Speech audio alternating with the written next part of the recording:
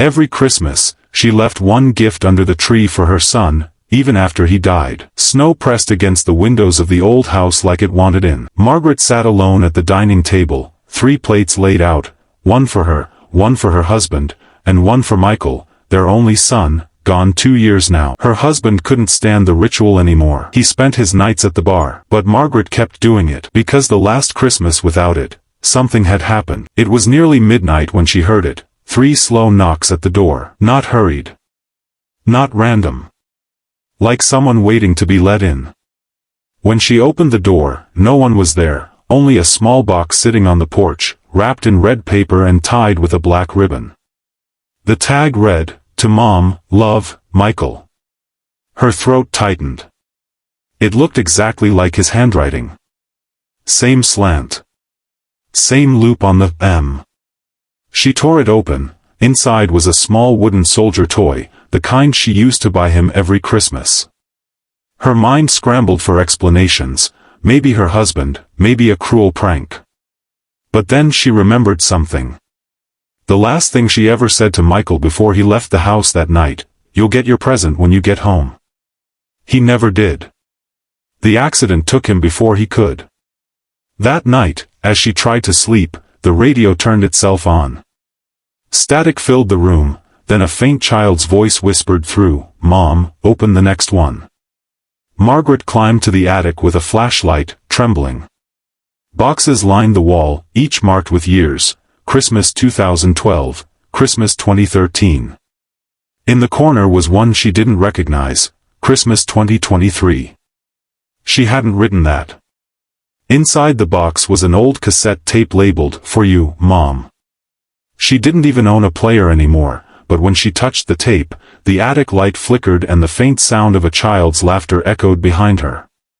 When she turned around, she saw it, a small silhouette standing near the attic stairs. A boy's shape. Still. Silent. Watching.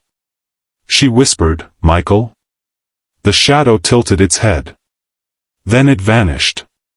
Downstairs, the tree lights flicked on by themselves. The house filled with the smell of fresh pine and cinnamon, Michael's favorite scent. Ornaments rattled.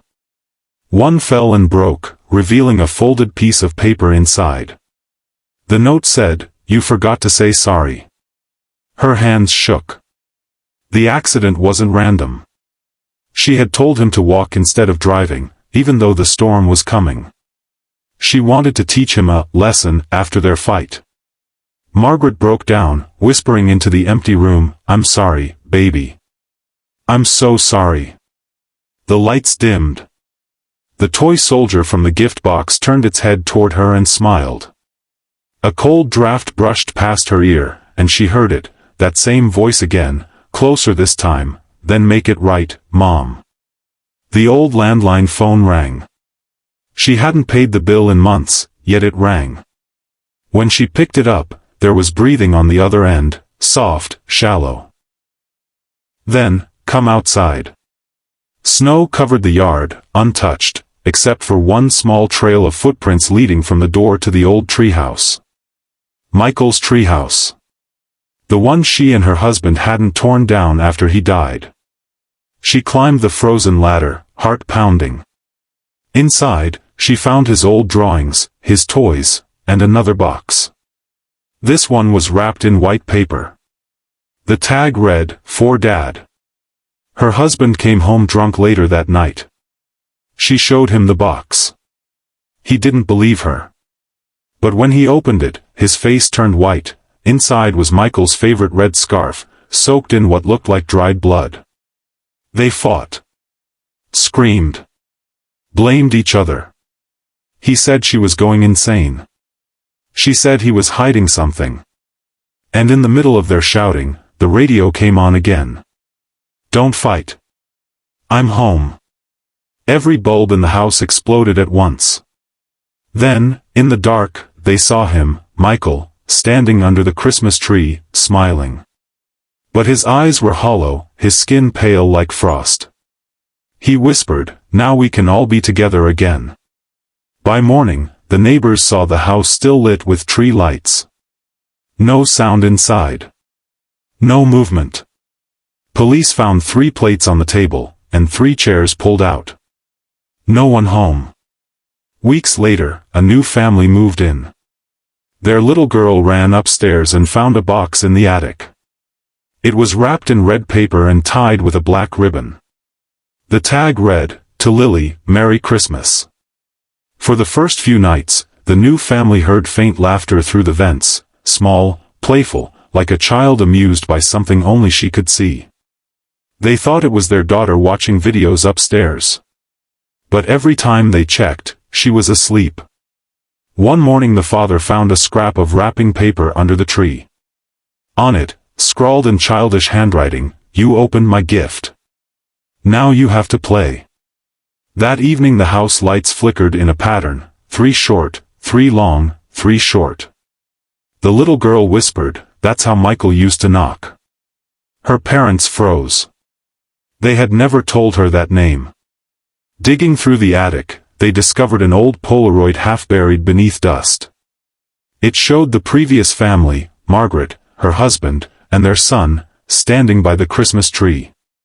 Behind them, barely visible in the reflection of the window, stood another child, a blurred shadow with hollow eyes. At midnight, a music box started playing downstairs, a slow version of Silent Night, dragging and off-key. The girl hummed along from her bed, word for word, even though she'd never heard that version before. When the father crawled beneath the tree to pull the plug, he heard a whisper from the dark, "Don't stop the lights. I'm still opening mine." He stumbled back, one ornament rolled across the floor and cracked open, inside was a baby tooth. Every mirror in the house began fogging from the inside, letters forming across the glass, "You invited me." The mother wiped one clean and saw, for a blink, the reflection of Margaret standing behind her, eyes frozen wide, mouth sewn shut. The father checked the baby monitor footage. In the static, a small voice whispered between the white noise, "Gift number 7. For you." He rewound. Each night, another voice joined in, until the final clip was a chorus of children laughing. On Christmas Eve, they tried to end it. He poured lighter fluid around the tree and struck a match. The flames shot up, but instead of smoke, snowflakes fell from the ceiling, cold, wet, and red. And in the glow, the silhouette of the boy appeared once more, holding the black ribbon box. Next morning, the house stood untouched, no fire, no ash. Only a single present under the tree. Police found the house empty, lights still glowing, music box still playing. The tag on the box read, "To the next family, Merry Christmas." The cycle resets. By February, a real estate agent managed to sell the house again. A single mother named Claire moved in with her teenage son, Noah. They didn't believe the ghost stories online. They just wanted a quiet place to start over. The old Christmas tree was still in the basement. Claire planned to throw it out, but Noah convinced her to keep it. "It's part of the charm," he said. That night, he dreamed of a boy in red pajamas standing beside the tree, whispering, "Don't forget my gift." Each morning, the basement door stood open even though Claire kept locking it. The smell of pine and candle wax grew stronger every day.